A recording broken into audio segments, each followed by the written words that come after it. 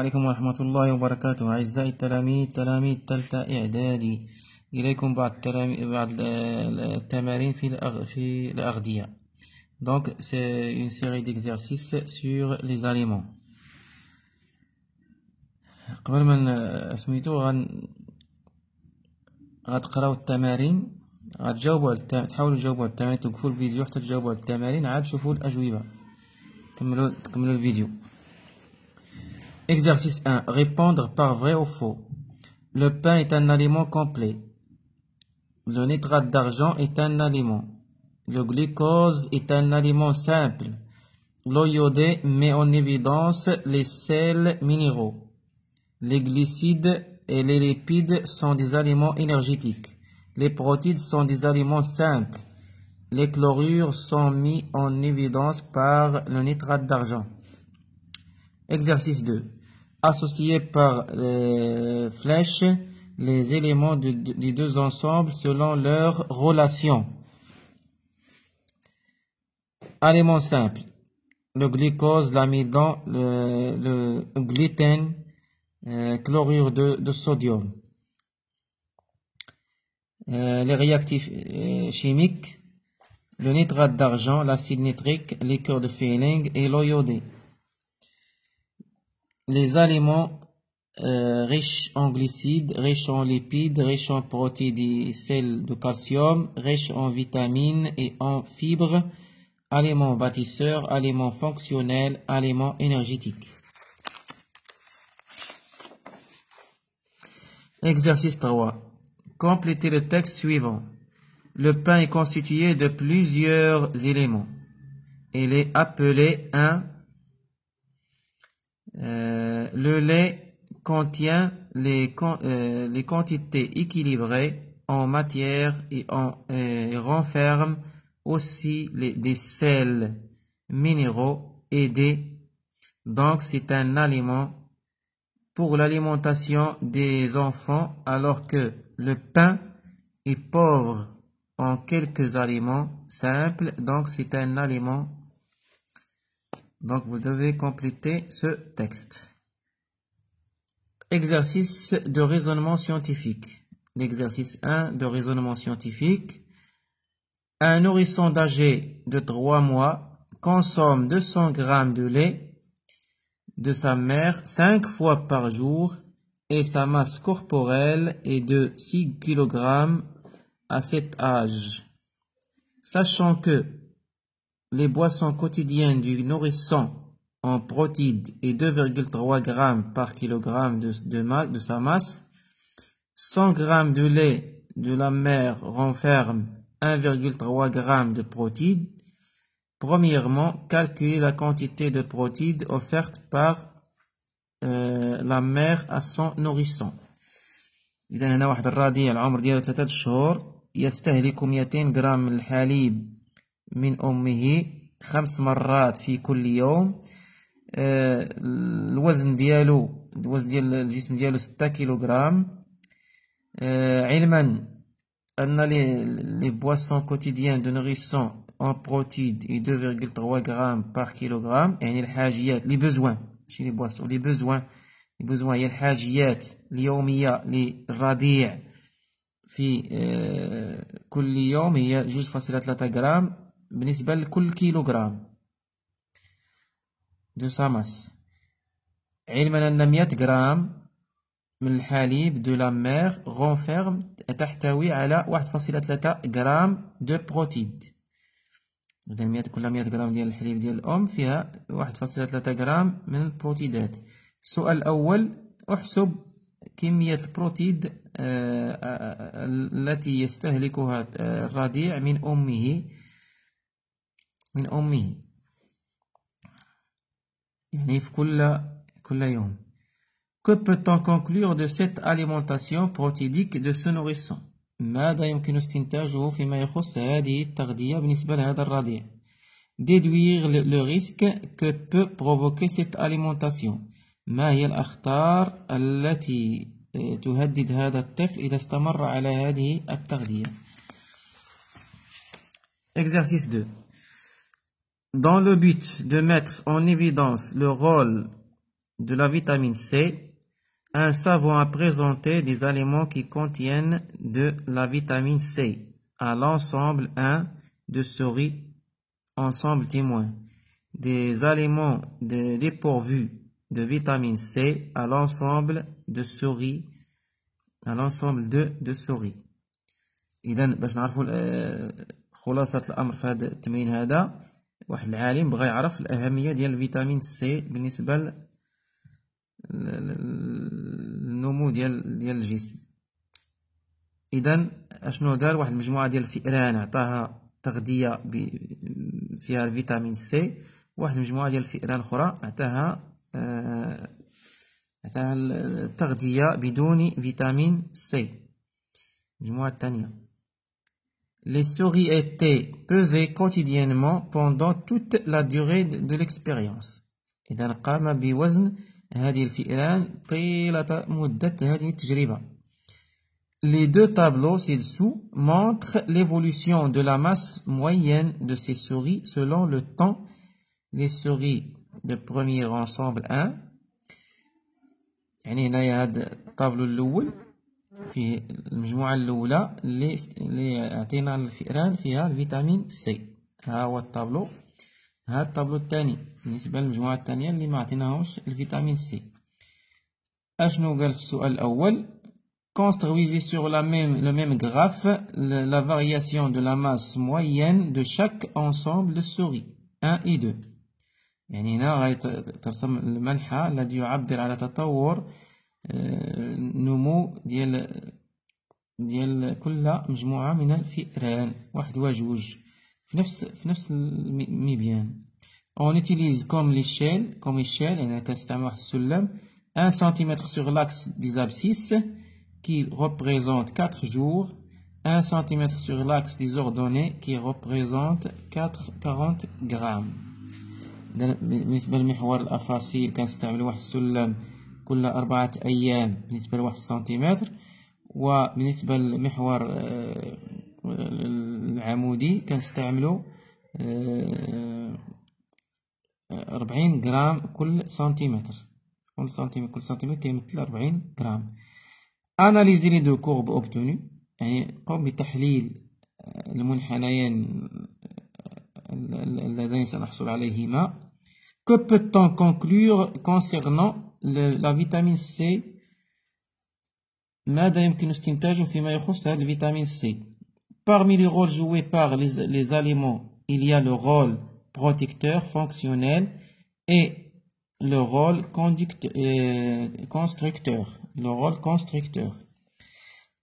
Quatrièmement, à quelle sorte d'aliments apporte la vitamine C؟ يعني بالنسبة للفيتامين سي إلى أي فئة يمكن تصنيفه. Cinquièmement, citer d'autres rôles joués par la vitamine C. إذن أذكر بعض الأدوار للفيتامين C. Nommer des aliments riches en vitamine C. وأذكر بعض الأغذية الغنية بالفيتامين C. الآن نمر للأجوبة. الآن نمر للإجابة عن مختلف التمارين. On va commencer par répondre par vrai ou faux. Le pain est un aliment complet. C'est faux. C'est faux. Le nitrate d'argent est un aliment. Le nitrate d'argent, c'est un réactif, n'est pas un aliment. Donc, c'est faux. Le glucose est un aliment simple. C'est vrai, bien sûr, c'est un aliment simple, c'est vrai. L'eau iodée met en évidence les sels minéraux.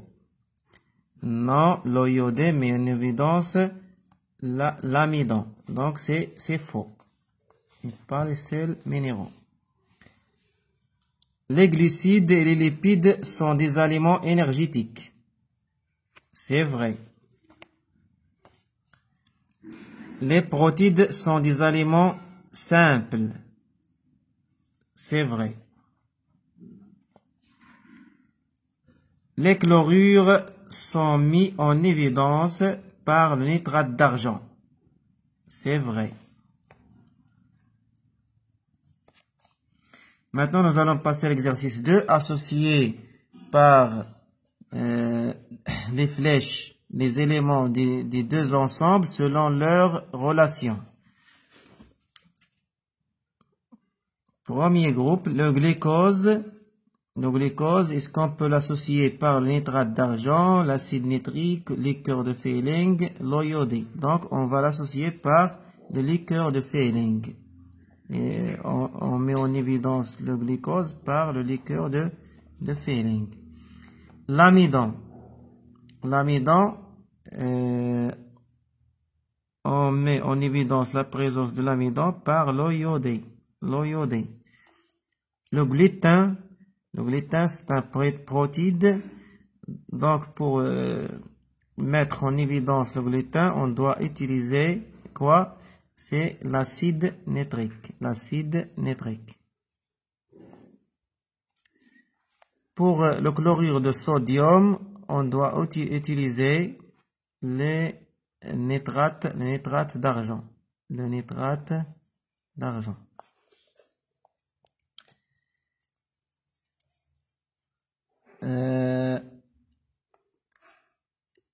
Quels sont les éléments riches en glucides? Les éléments riches en glucides, ce sont des aliments. Est-ce que ce sont les aliments bâtisseurs ou les aliments fonctionnels ou les aliments énergétiques? Donc, les aliments riches en glucides, ce sont des aliments énergétiques.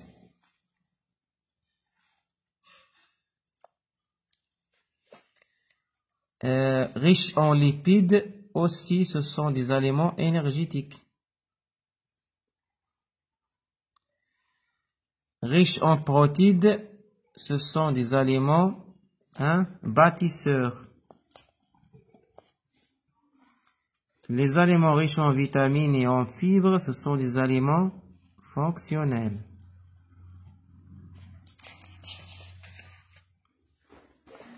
Complétez le texte suivant. Le pain est constitué de plusieurs éléments simples.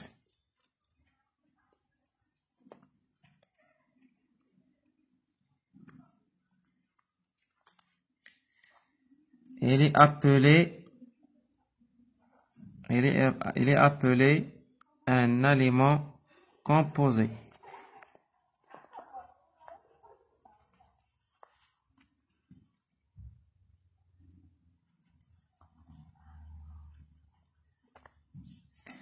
Le lait contient des quantités équilibrées en matière organique.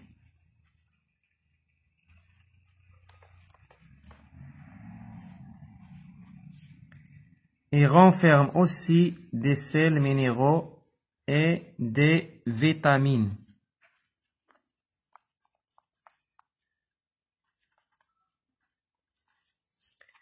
Donc, c'est un aliment complet. On dit que c'est un aliment complet. Pour l'alimentation des enfants, alors que le pain est pauvre en quelques aliments simples, donc c'est un aliment incomplet. Incomplet.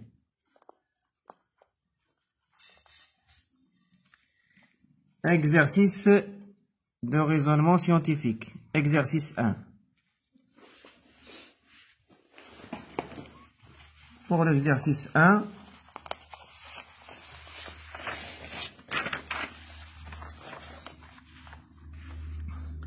la première question, c'est de calculer la quantité de protides offerte par la mère à son nourrisson.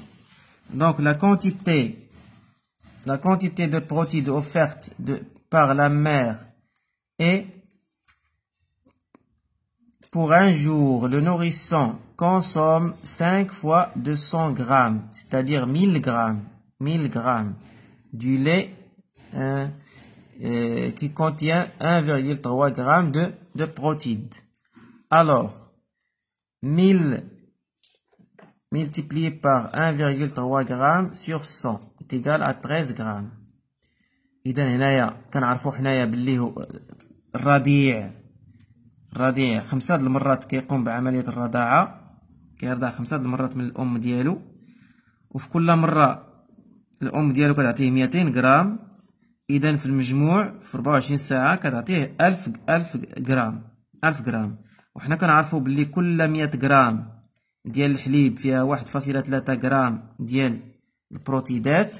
إذا باش نلقاو شحال كاين في 1000 غرام كندير 1000 مضروبة في 1.3 غرام مقسومة على 100 وكتعطينا 13 غرام دو بروتيد. إذا كيتناول هذاك الطفل 13 غرام ديال البروتيدات.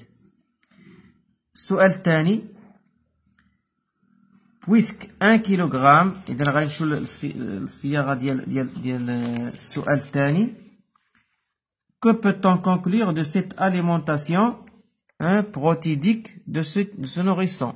إذا ماذا يمكن استنتاجه من خلال هذه التغذية البروتيدية بالنسبة لهذا الرضيع؟ Puisque 1 kg de la masse de nourrisson exige 2,3 g de protides et que la masse de nourrisson est 6 kg, donc les besoins de ce nourrisson en protides par jour sont 2,3 g que multiplie 6 qui est égal à 13,8 g. إذا بما أن كل كيلوغرام في الوزن ديال الرضيع كيكلف يحتاج 2.3 غرام من البروتيدات، ووزن الرضيع هو 6 كيلوغرام. إذا حاجيات هذا الرضيع من البروتيدات هي 2.3 غرام ضارب 6 اللي بتعطينا 13.8 غرام. Donc l'alimentation protidique de ce nourrisson est insuffisante car il lui manque 0,8 g par jour. Donc 18,8 moins 13 est égal à 0,8 g. Ce nourrisson, troisièmement, la troisième question, déduire le risque peut provoquer cette alimentation. إذا ما هي الأخطار التي تهدد هذا الرضيع إذا استمر على هذه التغذية؟ Ce nourrisson risque une carence alimentaire en protides. إذا هذا الرضيع قد يصاب بفاقة غذائية ناتجة عن نقص البروتيدات. الآن غادي ندوزو للتمرين الثاني exercice 2. Pour la première question, construisez sur le même graphe la variation de la masse moyenne de chaque ensemble de souris en utilisant comme échelle 1 cm sur l'axe des abscisses qui représente 4 jours, 1 cm sur l'axe des ordonnées qui représente 40 grammes. Et ceci qu'on a fait dans ce graphique. Donc comme vous voyez, on a respecté cette échelle. On progresse par 40 grammes, ici par 40 grammes, la masse moyenne des souris, et ici le temps en jours. Et voilà, et nous avons fait des projections. Par exemple, ici c'est 0, on a 220, c'est 4, 230, etc., etc. Et on a fait la liaison des points et on a obtenu ce graphique. Deuxième question, analysez les deux courbes obtenues. Pour l'analyse, on constate que la masse moyenne des souris pour l'ensemble 1 بالنسبة للمجموعة 1 هذه المجموعة 1 augmente régulièrement pendant toute la durée de l'expérience jusqu'à ce qu'elle atteigne la valeur de 330 grammes au 24e jour. إذا نلاحظ ازدياد كتلة هذه المجموعة مع مرور الزمن إلى أن تصل إلى 360 غرام بعد مرور 24 يوم. Mais la masse moyenne des souris, l'ensemble 2, l'ensemble 2,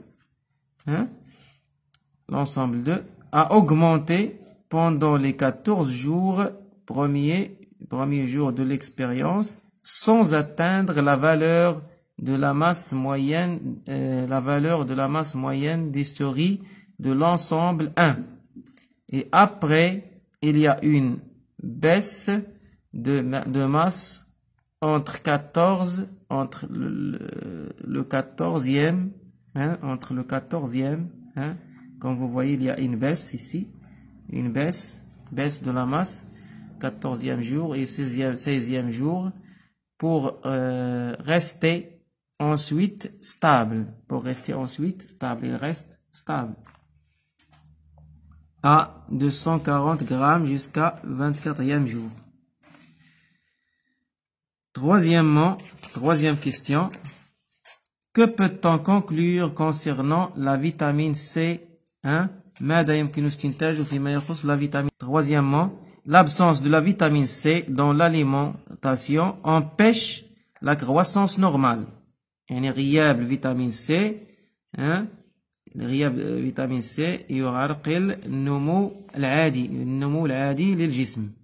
Donc la vitamine C joue un rôle important dans la croissance du corps. إذا الفيتامين C يلعب دور مهم في نمو الجسم. السؤال الرابع. À quelle sorte d'aliments appartient la vitamine C? La vitamine C appartient aux aliments fonctionnels. Il appartient aux aliments fonctionnels. Sual الخامس. Citez d'autres rôles joués par la vitamine C. D'autres rôles de la vitamine C: protège contre le scorbut qui est اللي كيسمى داء الحفر، يعني تحمي ضد داء الحفر، يعني تساقط الأسنان والتهاب اللثة إلى آخره. Lutte contre le rhume et c'est un anti-inflammatoire مضاد للالتهاب. سادسا. Nommez les aliments riches en vitamine C. Les aliments riches en vitamine C sont les oranges, les tomates, etc. Wassalam.